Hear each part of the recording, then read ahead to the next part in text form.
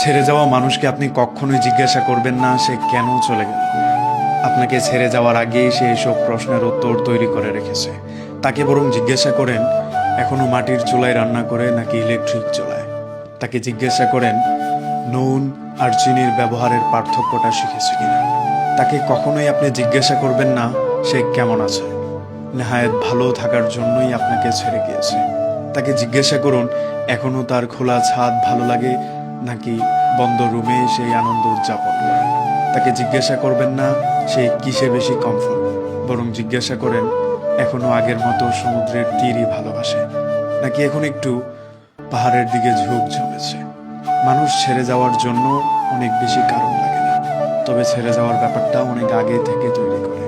যে আপনাকে ছেড়ে যাবে সে কখনোই একদিনে আপনাকে বলে ছেড়ে চলে যাবে না, বরং দিনে দিনে সে একটা জায়গা তৈরি করবে। একটা প্রশ্ন করার জায়গা তৈরি হয়ে গেলেই সে আপনাকে ছেড়ে চলে যাবে। মানুষ যখন প্রশ্ন করার সুযোগ পেয়ে যায় তখনই মানুষ দ্বিপাক্ষিক মানুষটাকে একটা ফাঁদে ফেলে দিতে চায়। তখন তার একটা প্রশ্নের জায়গা হয়।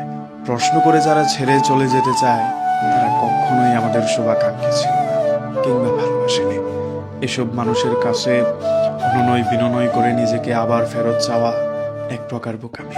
তাদেরকে যেতে দিন, রাস্তাটা সহজ করে দিন, গন্তব্যটা চিনিয়ে দিন। তাকে একটু বুঝতে দিন আপনাকে ছাড়া সে কতটা অসহায়।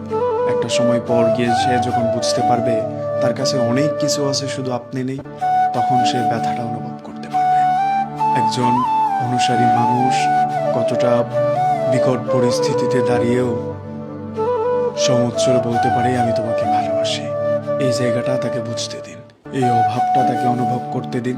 তারপর দেখবেন ধীরে ধীরে সেই বুঝে যাবে যে মানুষটাকে আমি ছেড়ে আসলাম ইলেকট্রিক চুলার জন্য, এখন আমার ভেতর পোড়াই সেই মাটির চুলা।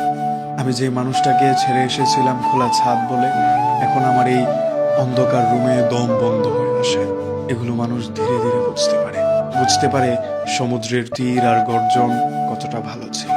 এখন হয়তো সে পাহাড়ে যেতে পছন্দ করে, কিন্তু সে চায় না আরেকজনের সাথে। এই জিনিসগুলো মানুষ রিয়ালাইজেশনে যখন আনতে পারে তখন সেই মানুষগুলো পাশে থাকে না। আর যখন পাশে থেকে সেই মানুষটা চলে যায় তখনই একটা মানুষের শূন্যতা